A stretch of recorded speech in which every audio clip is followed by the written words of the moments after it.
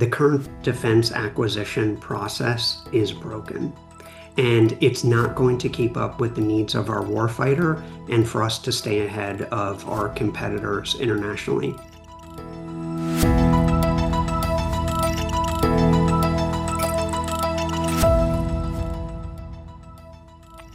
Hello, welcome to the Space Policy Show. I'm Colleen Stover with the Center for Space Policy and Strategy at the Aerospace Corporation. Have you been following our six-part series on going faster? This is episode 4 now. We've hosted experts to talk about rapid intelligence leveraging private industry, rapid or responsive launch for national security, scaling up nuclear power and propulsion for faster exploration. And today's show is about how the government can go faster to acquire space systems and capabilities needed to defend and protect. What is the balance between government demand signals, what they think they need, and the innovative ways commercial companies could support the warfighter if left on their own? What is a defense product company? And is there a shift needed in the mindset here? Is workforce the Achilles heel of rapid acquisition and commercial integration into national security space? Let's find out.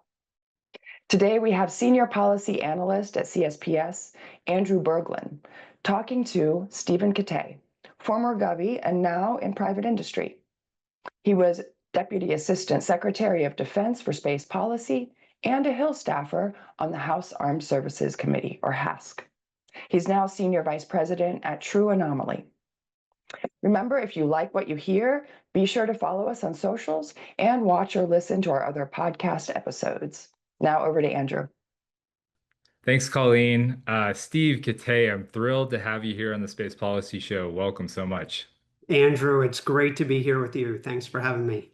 Yeah, well, we're going to jump right into this conversation as part of this series on going fast, looking at space acquisitions. And I think part of what's so exciting about having you here is your diverse range of experiences across kind of every aspect of acquisitions and bringing all that to the table and to this conversation.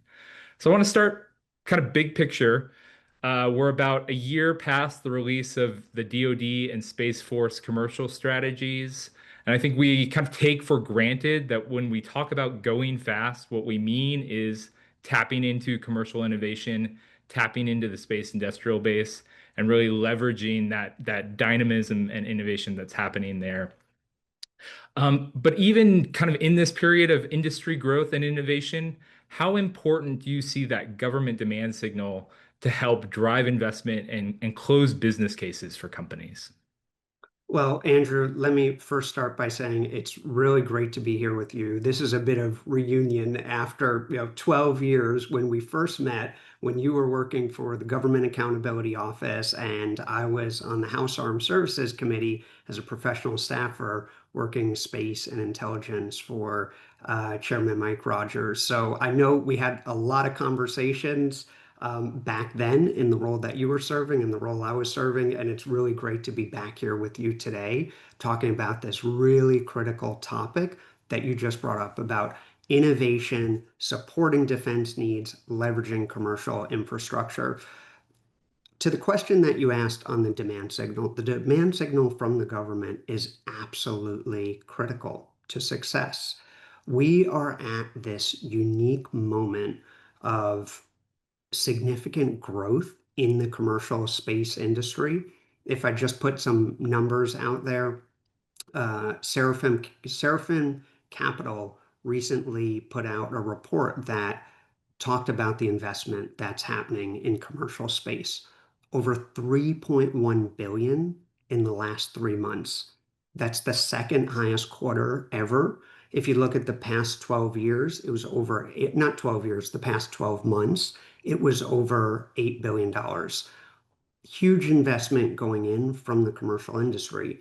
Now the question becomes, how does the government leverage that investment that's happening to address their needs? So the demand signal that comes from them is absolutely critical for the continued investment of the private sector. Yeah.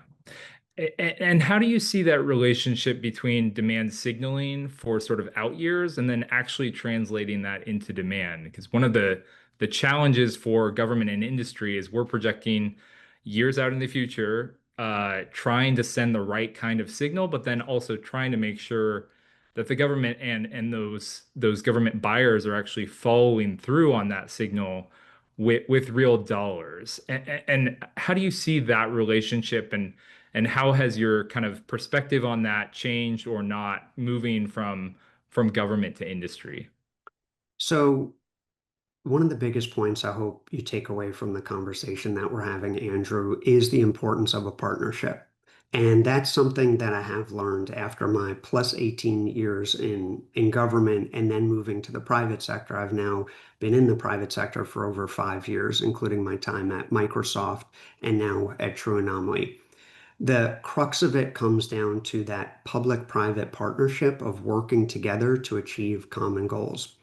I believe that the best way to do that is really looking at a phased approach.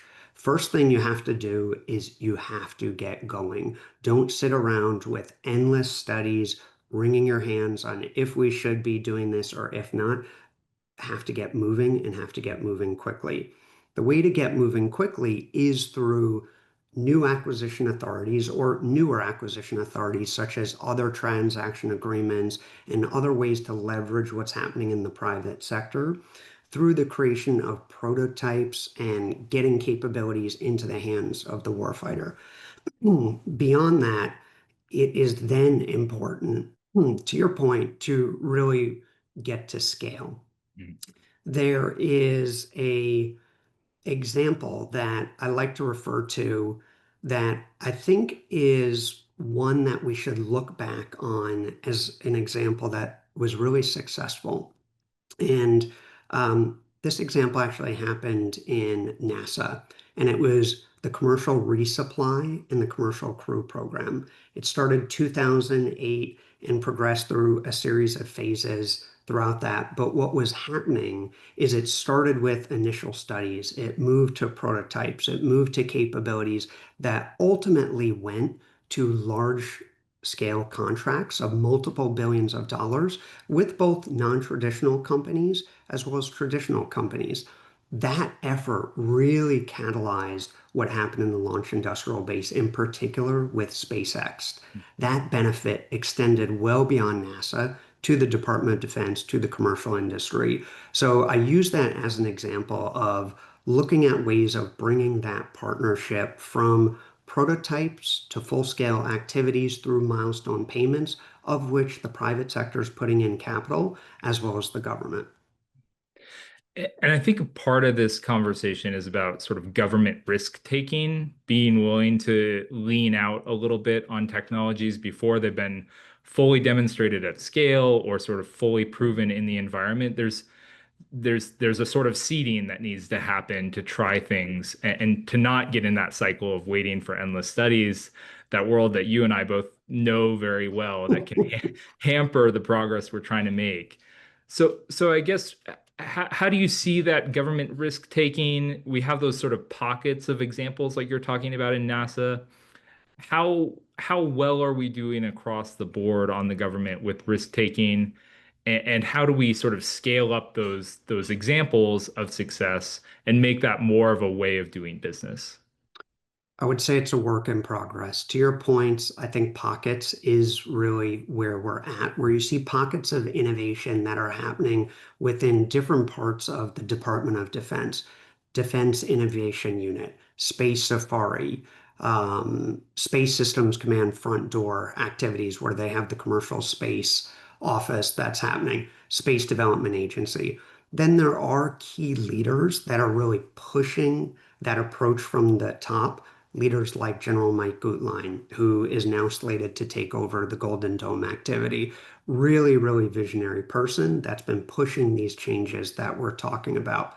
Ultimately, though, you need to get through into the system to embrace that innovation and change all the way down through the colonels, down to the majors, and ultimately the lieutenants.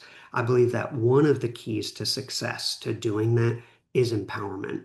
These are people who do want to deliver results. They want to move faster. They want to bring the capabilities to the United States government, but often they're put in this process and they're put in these systems where they're incentivized to take other actions. So we really have to change those incentives, empower those people, recognize that failure is a way to actually understanding things. So if you look at, for instance, every single space launch or every activity going into space, if you're never having any challenges, are we really trying hard enough? Are we pushing the envelope on the technology? You have to recognize that doing the, iterative approach and failing is part of learning and growing and getting that capability to the warfighters that they need. Yeah. Yeah, absolutely. And I want to return, I think, to some of that culture and how that relates to kind of acquisition policy in this year. But before we get to that, I think another interesting trend that's emerging or at least on the fringes of emerging is companies with a very defense focused mindset. So sort of defense first, leaning out and spending their own money to do research and development prior to a government contract or prior to a specific requirement. And I wonder if you see that as sort of a novel approach, and if so, do you see that sort of specific to particular mission areas, or do you think that's something that can scale further, kind of as we grow the space industrial base in particular, those companies that are leaning out a little bit of even ahead of the government demand signal or anticipating what that signal will look like in the future and building products that aligns to that. I see this as a very unique moment in that acquisition approach with what's happening with the private industry and what's happening with the Department of Defense. This concept of defense product is extremely important. And let me take a minute here to kind of unpack that because that's been something that I've really lived and learned over the past 5 years that when I was in the government, I really didn't have the depth of understanding the way that the industry is operating and changing. So if I, personalize this a bit, for me, when I got out of the government in 2020, after being the DASD for space policy, I then went to Microsoft. Microsoft, terrific company, one of, the highest valued companies in the world, delivering innovation and capabilities on cloud computing, AI. I was working the intersection with space and with quantum computing. What a company like Microsoft is doing is building commercial products that are focused on a very wide scale of customers across the globe and across the commercial market. And what then happens for the government is they take that technology and then apply it to the government needs and bring some of the government unique requirements on top of that, such as security or other aspects. That is what I would say is the dual use technology approach. Very important to leverage and makes a lot of sense. In addition to that, there's this new breed of capabilities that's coming out that's critically important to the Department of Defense innovation approach. That's defense product. So what I mean by that is instead of, and I'm at True Anomaly now, we are a Mhm. defense product company. So if I contrast it to Microsoft, which is building this dual use technology approach thesis that really starts with the commercial market and then applying it to the government sector, what's happening with defense product is it's building out capabilities on private investment that are focused on defense needs. And the reason that is so critical is because ultimately the Department of Defense does have unique requirements. Mhm. Just as you think about, the Army, they are not taking a Toyota Camry onto the battlefield. They are taking a tank. When we think about space superiority, the Space Force has unique capabilities that are going to be different than the commercial market. At True Anomaly, we're focused on addressing those needs. Now, that doesn't mean that there's not a commercial market beyond it, but what we're starting with is the defense use case and really supporting the US government and then our allies and partners around the globe. The last thing I would mention here is what's important about this process. And now that, so we're in an era where defense product is happening. This private investment has recognized that there is a market there.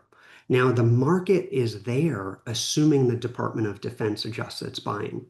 Now, the reason to adjust its buying is because when building defense product and building through commercial approaches, capabilities are going to be delivered much faster, much cheaper, and bring a lot more innovation on. And the reason for that is because it's not encumbered by this large bureaucratic process within the existing defense structure, but it's happening through the commercial incentives. So I can't underscore enough the importance of this change that's really just started happening in the past few years. And companies like True Anomaly, we've now raised in 3 years, $400 million to apply specifically towards space superiority needs to help our nation.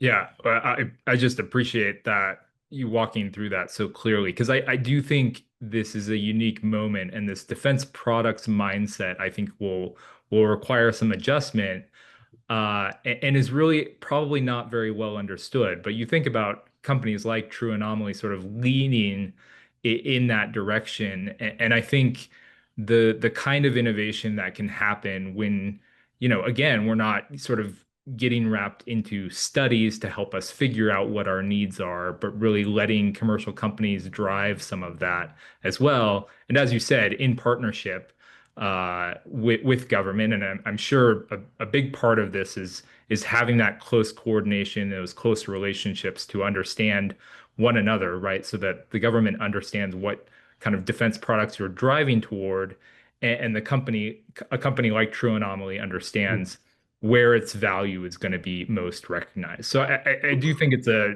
really interesting time, and the emergence of this idea of a defense products company, I think, is one of the major trends that I'm really excited to watch.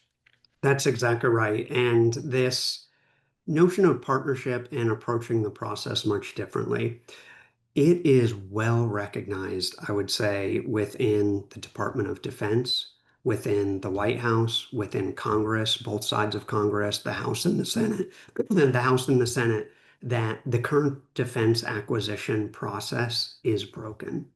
And it's not going to keep up with the needs of our warfighter and for us to stay ahead of our competitors internationally. Yeah. The new approach is one where we're not necessarily taking 18 plus months on defining requirements, another year plus on running the competition and the acquisition strategy, and then getting in a 7 year plus program that's delivered through cost plus contracts where the government is funding everything and all the costs. And then 10 years later, you end up with a capability that is behind where the threat is, over budget, and um, um, not at the schedule that needs to be delivered. So that's where it comes with really a different mindset shift on approaching companies like ours to deliver the capabilities in new ways much faster.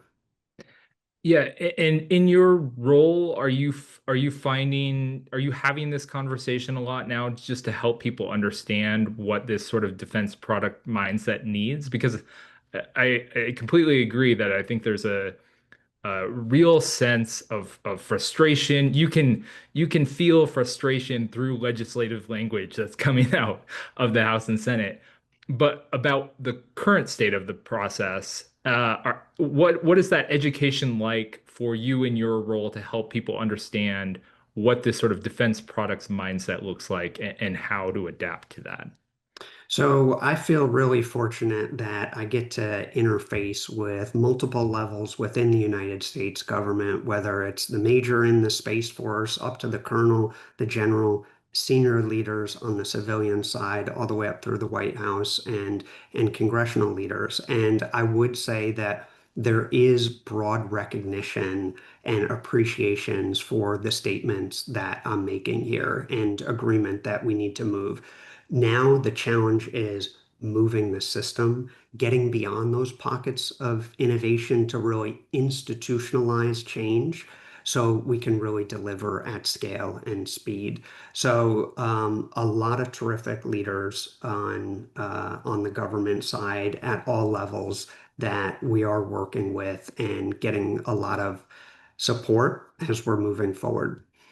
One analogy that I'll give to put maybe some of this in context when we look at history. There is a book called Freedom's Forge, and it's a really good book. I recommend it to you and other people who may be listening to this podcast out there. And what it talks about is the mobilization of the industrial sector during World War II. Companies like General Motors, General Electric, DuPont, and all sorts of different companies that were mobilized from doing commercial products to doing defense products to protect international peace and security and ultimately win World War II and get to scale and production. Now, obviously, we're not at a World War II moment where bullets are flying. However, the seriousness of the competition and the desire not to have World War III demands that we be ready. And the best way to deter that conflict and World War III from happening is from a position of strength and ensuring that we have those capabilities. So the point I'm making is that shift that happened and that mobilization of the private sector during World War II is a moment that we should be having now in the way that the government is leveraging the commercial sector, leveraging the investments, and building capabilities at scale. It's not waiting until we actually need them, but actually deploying those satellite systems, those large satellite systems to be able to protect and defend and support our interests, autonomy, and a number of other areas across really all domains. But it's really making that shift now. And I can't emphasize enough the uniqueness of the moment we're at. Where you look at what's happening on Congress, where this large reconciliation bill just passed. Now they're debating FY26 with another large tranche of money to come in. Defense acquisition reform that fundamentally changes the system in the House and the Senate. Leaders within the executive branch on programs like Golden Dome, space superiority, and other activities taking the mantle for major, major change. At the same time that the private industry is now investing billions and billions of dollars to be that partner with them.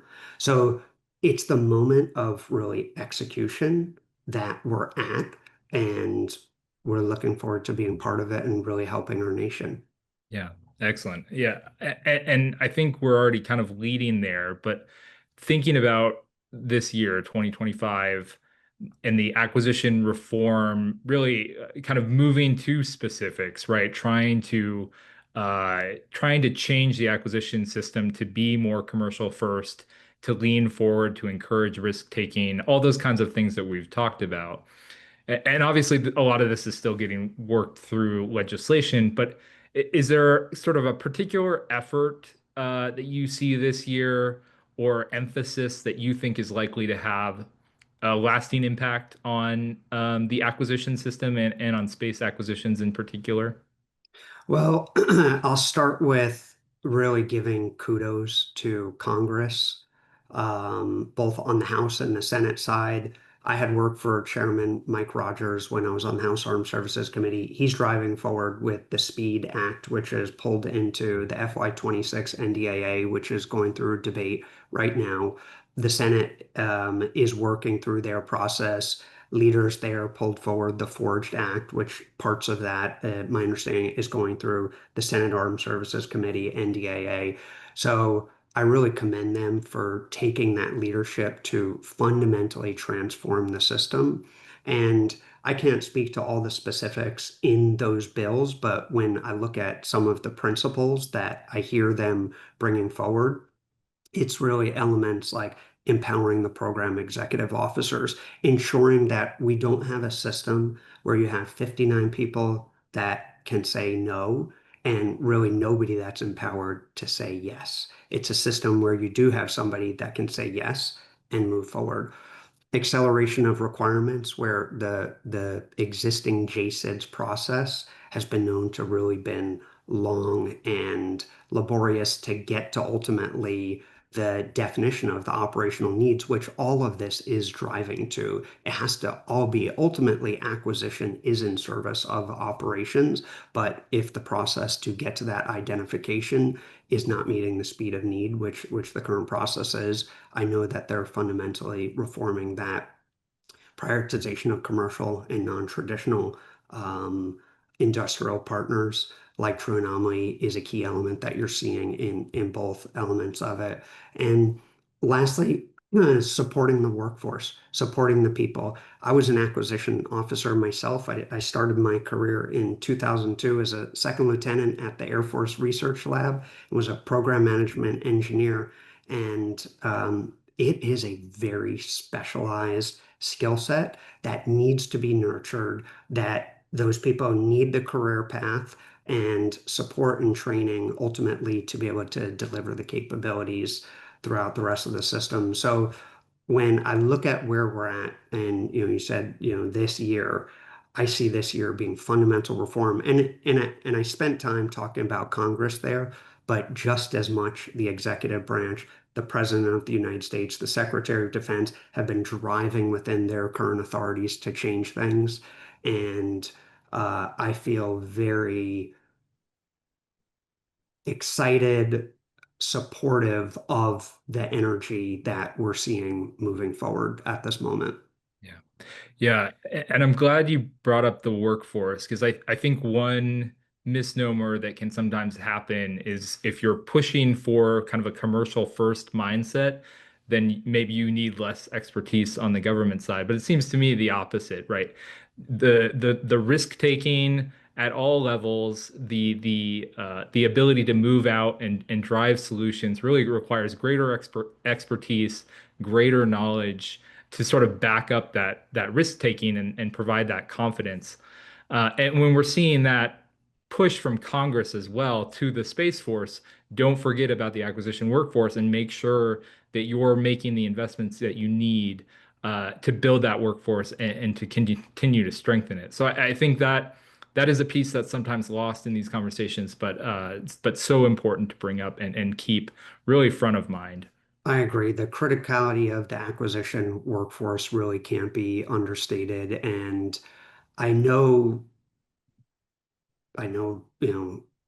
a lot of these people that are in those positions, and I can tell you that they are trying to do the right thing for national security and do the right thing for the taxpayers.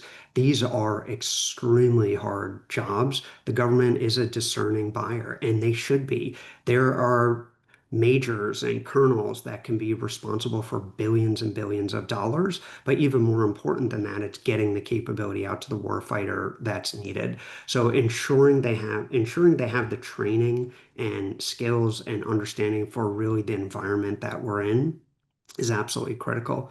If I kind of shift just a minute here, Andrew, on not only the government workforce, but also the industrial base workforce, which is absolutely critical to supporting and building the capabilities that the government needs, because the government isn't actually building, they're contracting out to have the industrial base do it. For us at True Anomaly, one of the really key foundational things that we look for when we're bringing people into the company is number one, are they mission driven?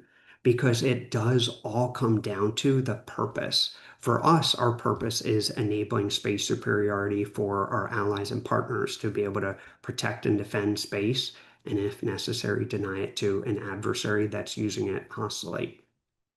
So having that underpinning of purpose and mission is really, really critical, especially when you're looking at that commercial sector, because this isn't, building that dog walking app or a dating, application. It's which, can be important in their own right, but national security, of course, is critical to the United States international peace and security and the way of life we all really understand.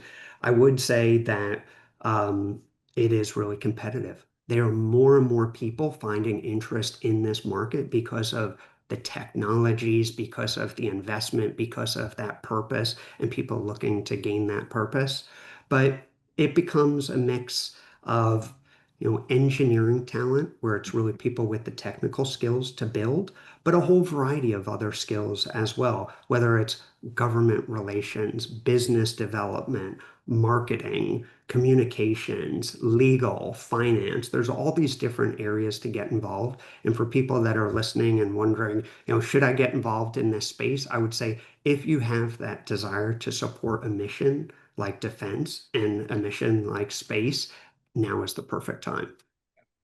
Yeah, and I think seeing the diversification of locations for many of these companies, we have space companies all over the country now doing incredible work, and I think being able to tap into those local workforce is really an amazing part of it as well.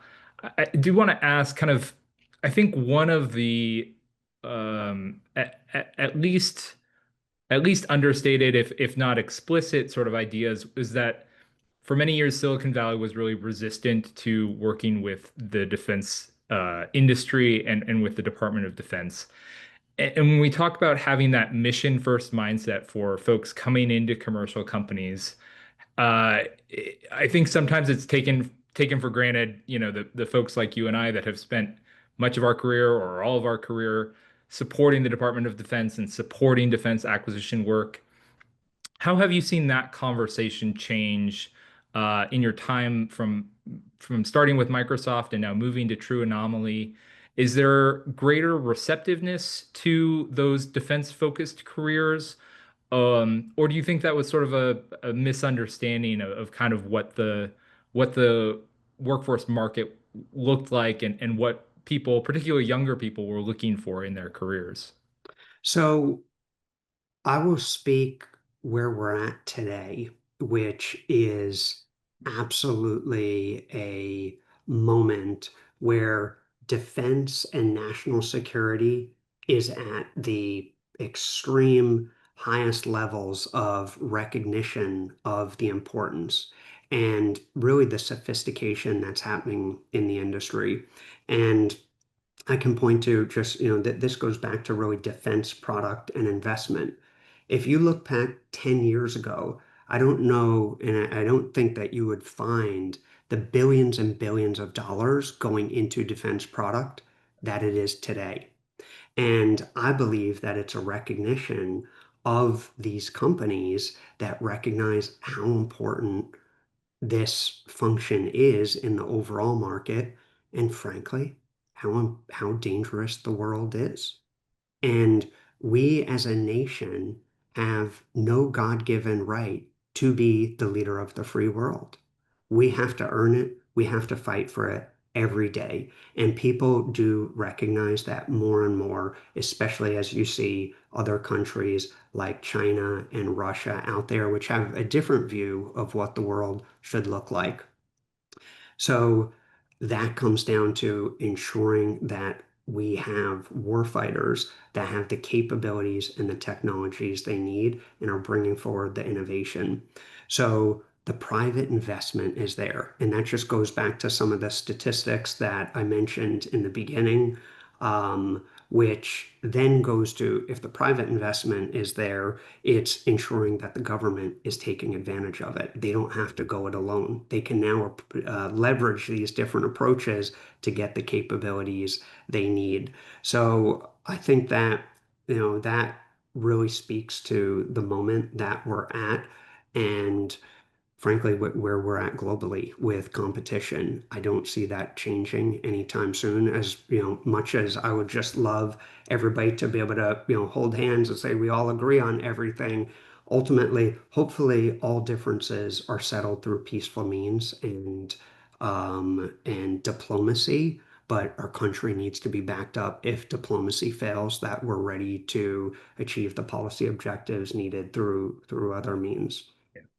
Yeah, and I think that's another attribute of this unique time period, both that you have so many companies that are so mission focused and that there's so much excitement about what that means because it doesn't mean working with old technology, working with old requirements, working on things that just replacing or small upgrades. It really is a kind of a sea change in terms of thinking about being closer, at least, to the cutting edge of technology and really developing that technology in a way that serves those missions. And I think that is a really another kind of unique spin on this time period, and one of the things that I think is creating a lot of energy and a lot of enthusiasm. Andrew, I couldn't agree more. And I would say that, we at True Anomaly are seeing more and more of that interest and that younger generation that maybe didn't think about defense or even space, but they start learning more and they start learning about the purpose, they start learning about the technologies and saying, wow, this really could be for me, and this is an exciting area.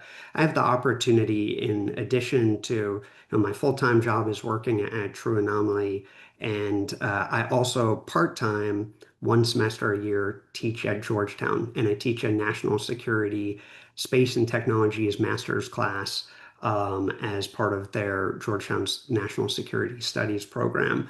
And the interest and excitement we get both from US and international students around the globe, once they start learning about this area, and the excitement to actually join it and change their careers is really exciting. And I think it just, goes to show the moment we're at and the need to capture it. Yeah, absolutely. And I think I know we're kind of running up against time. We've spent almost the whole conversation and talked very little about space itself or space technology in any specific sense. So before I let you go, I do want to touch on that. And so thinking about the sort of near term-ish horizon for space technology, are there capabilities, missions, technologies that you are really excited about? What that's really sort of driving energy for you on the technology development and the solution side? Yeah, absolutely, Andrew. So the first thing I'd mention is really this shift that's happened over roughly the past 10 years or so and has been rapidly accelerating with the point leading up to the creation of the Space Force on December 20th, 2019 as a new branch of our armed forces. The reason for that is because space has become so important to our nation that we now need a military force to protect and defend it. So, what I'm saying is, space is not only about providing services to life here on Earth, communications, remote sensing, GPS, missile warning, all sorts of functions, but now space is a domain that we need to be prepared as a nation for warfare, being prepared to protect and defend those very important capabilities in space. And then, if an adversary is using space against our forces, let's say our soldiers, sailors, airmen, and Marines, that we're prepared to deny it to them. I believe that moment that we're at, it goes back to basically 100 years ago of where we were at for the air domain, somewhere between the Wright brothers creating flight through World War I in that domain of air power, ultimately leading to the creation of the Air Force in 1947. We're back in those days, which is extremely exciting. Now, the beauty is we're not back in those days from a technology point of view.